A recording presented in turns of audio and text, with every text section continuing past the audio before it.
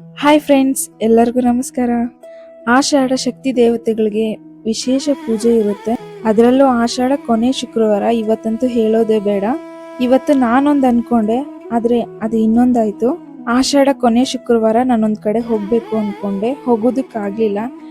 May be ಈ ಕಾರ್ಯ ನೆರವೇರಿಸ್ಕೊಳ್ಳೋದಕ್ಕೋಸ್ಕರ ಆ ಕಾರ್ಯ ಆಗ್ಲಿಲ್ಲ ಅಂತ ಅನ್ಕೊಳ್ತಾ ಇದ್ದೀನಿ. ಏನಪ್ಪಾ ಅಂತಂದ್ರೆ, ನಮ್ಮೂರು ದೇವತೆ ಪಿಳೇಕಮ್ಮನಿಗೆ ಪೂಜೆ ಕೊಟ್ಟಿದ್ವಿ. ಬರೀ ಪೂಜೆ ಕೊಡೋದು ಬೇಡ, ವಿಶೇಷವಾಗಿ ಏನಾದ್ರೂ ಇರಬೇಕು ಅಂತ ಹೇಳಿ ಹಸಿರು ಬಳೆ ಮಾಲೆ ಮತ್ತೆ ಅರಿಶಿಣ ಕೊಂಬು ಮಾಲೆ ಹಾಕೋಣ ಅಂತ ಹೇಳಿ ಇಲ್ಲಿ ಪ್ರಿಪೇರ್ ಮಾಡ್ಕೊಳ್ತಾ ಇದ್ದೀನಿ. ಮೊದಲಿಗೆ ನಾವು ಯೂಸ್ ಮಾಡ್ತಿರೋ ಅಂತಹ ದಾರನ ಅರಿಶಿಣ ದಾರ ಮಾಡ್ಕೊಂಡು ಅದಾದ್ಮೇಲೆ ಪ್ರೊಸೆಸ್ ಈ ತರ ಸ್ಟಾರ್ಟ್ ಮಾಡಿದೀನಿ. ಟೋಟಲ್ 209 ಬಳೆ ಬರೋ ತರ ನೋಡ್ಕೊಂಡೆ 209 ಬಳೆ ಯೂಸ್ ಮಾಡಿದೀನಿ ಈ ಮಾಲೆ ಮಾಡೋದಕ್ಕೋಸ್ಕರ. ಇನ್ನೂ ಒಂಚೂರು ಮಾಡಬೇಕು. ಇವಾಗ ಅರ್ಧದಲ್ಲಿ ತೋರಿಸ್ತಿದ್ದೀನಿ ಹೇಗಿದೆ ಅಂತ ಹೇಳಿ.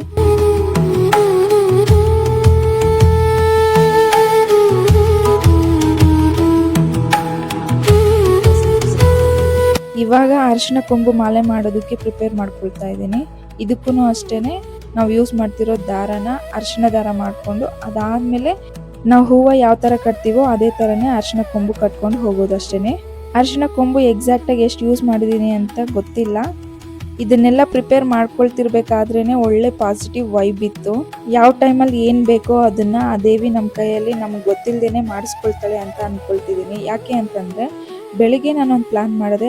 ಆ ಪ್ಲಾನ್ನ ಕ್ಯಾನ್ಸಲ್ ಮಾಡಿ ದೂರ ಎಲ್ಲೋ ಏನಕ್ಕೆ ಹೋಗ್ತೀಯಾ, ನಿಮ್ಮೂರಲ್ಲೇ ಇದ್ದೀನಿ, ನನ್ನ ಸನ್ನಿಧಿಗೆ ಬಾ ಅಂತ ಆ ದೇವಿ ಅವರ ಸೇವೆಯನ್ನ ಮಾಡಿಸ್ಕೊಂಡ್ರೇನೋ, ಅವರ ಸನ್ನಿಧಿಗೆ ಕರೆಸ್ಕೊಂಡ್ರೇನೋ ಅನ್ನೋ ತರ ಫೀಲ್ ಆಯ್ತು ನನಗೆ. ಊರಲ್ಲೇ ನಮ್ಮನೆ ಹತ್ರನೇ ಇರುವಂತ ದೇವಸ್ಥಾನಕ್ಕೆ ನಾನು ಎಷ್ಟೋ ವರ್ಷ ಆಗಿತ್ತು ಹೋಗಿ. ಆ ದೇವಿಯನ್ನ ದರ್ಶನ ಮಾಡ್ಕೊಂಡು ತುಂಬಾ ವರ್ಷಗಳಾಗಿತ್ತು. ಮೇ ಬಿ ನಮ್ಮ ಫ್ರೆಂಡ್ ಮುಖಾಂತರ ಆ ದೇವಿ ದರ್ಶನಕ್ಕೋಸ್ಕರ ಈ ತರ ಆಯ್ತೇನೋ ಅಂತ ಅನ್ಕೊಂಡೆ. ಆಕ್ಚುಲಿ ಏನಾಯ್ತಪ್ಪ ಅಂತಂದ್ರೆ, ನನ್ನ ಫ್ರೆಂಡು ಇಲ್ಲಿದಾರಲ್ವಾ ನಮ್ಮಮ್ಮ ಪಕ್ಕದಲ್ಲಿ, ಅಂಜಲಿ ಅಂತ, ಇವರು ಪೂಜೆ ಮಾಡಿಸ್ತಿದ್ರು. ಮಾರ್ನಿಂಗ್ ಹೇಳಿದ್ರು ಪೂಜೆ ಮಾಡಿಸ್ತಿದ್ದೀನಿ, ದೇವಸ್ಥಾನಕ್ಕೆ ಹೋಗೋಣ ಅಂತ ಹೇಳಿ. ಪೂಜೆ ಕೊಡ್ತೀನಿ, ಸಂಜೆ ನನ್ನ ಜೊತೆ ಬಾ ದೇವಸ್ಥಾನಕ್ಕೆ ಅಂತ ಹೇಳಿ. ಮೇ ಬಿ ಇದಕ್ಕೋಸ್ಕರನೇ ಇವ್ರ ಮುಖಾಂತರವಾಗಿ ನನಗೆ ಈ ಒಂದು ಭಾಗ್ಯ ಸಿಕ್ತು ಅಂತ ಅನ್ಕೊಳ್ತಾ ಇದ್ದೀನಿ. ಇಲ್ಲಿ ಕಾಣಿಸ್ತಿದೆಯಲ್ಲ, ಅದು ಪಿಳೇಕಮ್ಮ ದೇವಸ್ಥಾನದ ಗೋಪುರ. ಇದು ನಮ್ಮೂರ ಗಂಗಮ್ಮನ ದೇವಸ್ಥಾನ.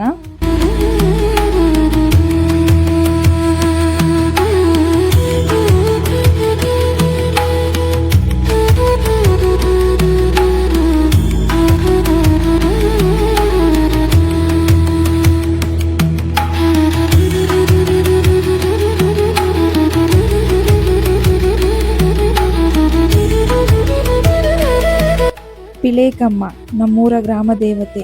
ಈ ದೇವಿ ನಮ್ಮೂರಲ್ಲಿ ಹೇಗೆ ನೆಲೆಸಿದ್ಲು ಅಂತ ಒಂದು ಪುರಾಣ ಕಥೆ ಇದೆ, ಅದು ಹೇಳ್ತೀನಿ ನಿಮಗೆ. ಸುಮಾರು 60-70 ವರ್ಷಗಳ ಹಿಂದೆ ನಮ್ಮೂರಿನ ಹಿರಿಯರೊಬ್ಬರಿಗೆ ಈ ದೇವಿ ಕಾಡಲ್ಲಿರೋ ಥರ ಕನಸಲ್ಲಿ ಬಂದು, ನಾನು ಇಂಥ ಕಡೆ ಇದ್ದೀನಿ, ನಿಮ್ಮೂರಿಗೆ ನಾನು ಬರ್ತೀನಿ, ನನ್ನನ್ನು ನಿಮ್ಮೂರಿಗೆ ತುಂಬಿಸ್ಕೊಳ್ಳಿ ಅಂತ ಹೇಳಿ ಕನಸಲ್ಲಿ ಹೇಳಿದ್ರಂತೆ.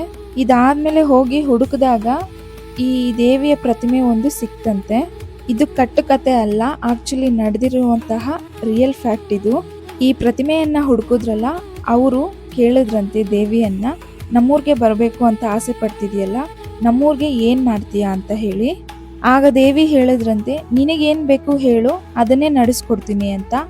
ಆಗ ಅವರು ಹೇಳ್ತಾರಂತೆ, ಊರಿಗೆ ಯಾವುದೇ ರೋಗದಿಂದ ಆಗ್ಲಿ ಯಾವುದೇ ಒಂದು ಜೀವದ ಪ್ರಾಣ ಹೋಗ್ಬಾರ್ದು, ನಮ್ಮೂರ್ನ ಕಾವಲಾಗಿ ಕಾಪಾಡಬೇಕು ಅಂತ ಹೇಳಿ ಭಾಷೆ ತಗೊಂಡ್ರಂತೆ. ಕೊಟ್ಟಿರೋ ಮಾತನ್ನ ಉಳಿಸ್ಕೊಳ್ಳೋದಕ್ಕೋಸ್ಕರ ಈಗಲೂ ನಮ್ಮೂರನ್ನ ಈ ದೇವಿ ಕಾಪಾಡ್ತಾ ಇದ್ದಾರೆ. ಈ ದೇವಿ ಬಂದು ಹೊಸದ್ರಲ್ಲಿ ಜಾತ್ರೆ ಮಾಡ್ತಿದ್ರಂತೆ, ಜಾತ್ರೆ ಮತ್ತೆ ದೀಪಗಳೆಲ್ಲಾನು ಮಾಡ್ತಿದ್ರಂತೆ. ಆಗ ಒಂದ್ಸರ್ತಿ ದೀಪಗಳು ಮಾಡಿದಾಗ ಪಕ್ಕದೂರಿಂದ ಬಂದಿದ್ದಂತಹ ಒಂದು ಭಕ್ತಾದಿಗೆ ಓಲೆ ಕಳೆದೋಗಿತ್ತಂತೆ. ದಾರಿನಲ್ಲೆಲ್ಲೋ ಬೀಳ್ಸ್ಕೊಂಡಿದ್ದಾರೆ. ಆ ಓಲೆ ಸಿಗ್ಲಿಲ್ಲ ಅಂತ ಹೇಳಿ ಆ ಭಕ್ತಾದಿ ದೇವಸ್ಥಾನದಲ್ಲಿ ಬಾಗಿಲಲ್ಲಿ ನಿಂತ್ಕೊಂಡು, ನಾನು ಭಕ್ತಾದಿಗಳನ್ನ ಯಾರನ್ನೂ ಬಿಡಲ್ಲ, ನಾನು ನಿನ್ನ ನಂಬ್ಕೊಂಡು ಬಂದಿದ್ದು ನಿನ್ನ ದರ್ಶನಕ್ಕೋಸ್ಕರ, ಈ ತರ ನಂದು ಒಡವೆ ಕಳೆದೋಗಿದೆ, ಅದು ಸಿಗೋ ತನಕನೂ ನಾನು ಯಾರನ್ನೂ ದರ್ಶನಕ್ಕೆ ಬಿಡೋದಿಲ್ಲ ಅಂತ ಹೇಳಿ ಅಡ್ಡ ಹಾಕೊಂಡ್ರಂತೆ. ಆ ಒಡವೆನ ಯಾರು ಕದ್ದಿರ್ಲಿಲ್ಲ, ಅಕಸ್ಮಾತ್ ಆಗಿ ಬೀಳ್ಸ್ಕೊಂಡಿರೋದನ್ನ ಗೋಲ್ಡ್ ಅಂತ ಹೇಳಿ ಯಾರೋ ಒಬ್ರು ನಮ್ಮೂರಲ್ಲಿರುವಂತವ್ರೆ ತಗೊಂಡೋಗಿ ಅವ್ರಮ್ಮ ಕೈಯಲ್ಲಿ ಕೊಟ್ಟಿದ್ರಂತೆ.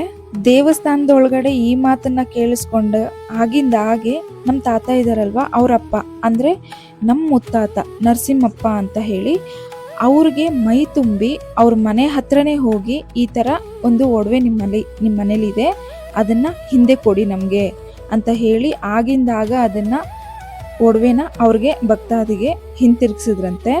ಅಷ್ಟೊಂದು ಸತ್ಯ ಸ್ವರೂಪವಾದ ದೇವತೆ ನಮ್ಮ ಈ ಪಿಳೈಕಮ್ಮ.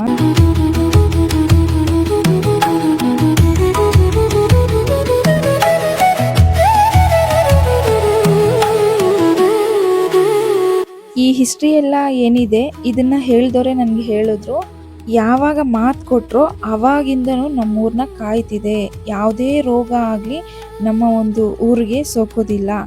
60-70 ಇಯರ್ಸ್ ಬ್ಯಾಕು ಕಾಲರ, ಪ್ಲೇಗ್ ಈ ರೋಗಗಳನ್ನ ಏನು ದೊಡ್ಡ ಕಾಯಿಲೆ ಅಂತ ಹೇಳ್ತಿದ್ರು. ಈ ಕಾಯಿಲೆ ಬಂದರೆ ಉಳಿತಾನೆ ಇರಲಿಲ್ಲ, ಜನ ಸತ್ತೋಗ್ತಾ ಇದ್ರು, ಊರುಗಳೇ ಸ್ಮಶಾನ ಆಗೋಗ್ತಾ ಇತ್ತು. ಅಂಥದ್ದು ನಮ್ಮೂರಲ್ಲೇ ಒಬ್ರಿಗಂದ್ರೆ ಒಬ್ಬರು ಕೂಡ ಈ ಕಾಯಿಲೆ ಸೋಕ್ಲಿಲ್ಲ ಅಂತೆ. ರೀಸೆಂಟ್ ಇನ್ಸಿಡೆಂಟ್ ಹೇಳ್ಬೇಕಂತಂದ್ರೂ ಕರೋನಾ ಬಂದಿತ್ತಲ್ವಾ, ನಮ್ಮ ಪಕ್ಕದೂರ್ಗೆನೆ ಕರೋನಾ ಬಂದಿರೋ ಪೇಷಂಟ್ಸ್ ಇದ್ದು 2-3 ಸತ್ತೋದ್ರು. ಬಟ್ ನಮ್ಮೂರಲ್ಲಿ ಮಾತ್ರ ಯಾವುದೇ ಒಂದು ಪ್ರಾಣಿಗಾಗಲಿ ಯಾವುದೇ ಒಂದು ಜೀವಕ್ಕಾಗಲಿ ಅಪಾಯ ಆಗಲಿಲ್ಲ. ಅಷ್ಟೊಂದು ಸತ್ಯವಂತ ಈ ದೇವತೆ. ಕೊಟ್ಟಿರುವಂತಹ ಮಾತನ್ನು ಉಳಿಸ್ಕೊಳ್ಳೋದಕ್ಕೋಸ್ಕರ ಇವತ್ತಿನ ದಿನದವರೆಗೂ ನಮ್ಮೂರನ್ನು ಕಾಪಾಡ್ತಿದ್ದಾರೆ. ಇಲ್ಲೇ ಹುಟ್ಟಿ ಬೆಳೆದಂಥ ದೊಡ್ಡೋರು ಹೇಳಿರೋ ಮಾತನ್ನೇ ನಾನು ಹೇಳ್ತಿರೋದು ಇಲ್ಲಿ.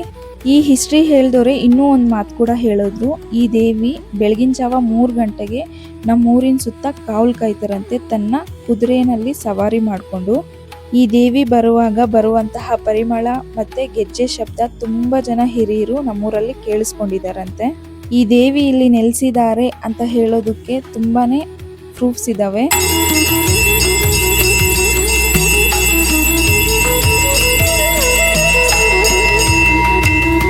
ಇದೇ ಫ್ರೆಂಡ್ಸ್ ನಮ್ಮೂರಿನ ಗ್ರಾಮ ದೇವತೆಯ ಇತಿಹಾಸ. ಈಗಲೂ ಈ ದೇವಿ ಬಗ್ಗೆ ಗೊತ್ತಿರುವಂತಹವರು ನಮ್ಮೂರಲ್ಲಿ ತುಂಬ ಜನ ಈ ದೇವಿಯನ್ನ ನಂಬ್ತಾರೆ.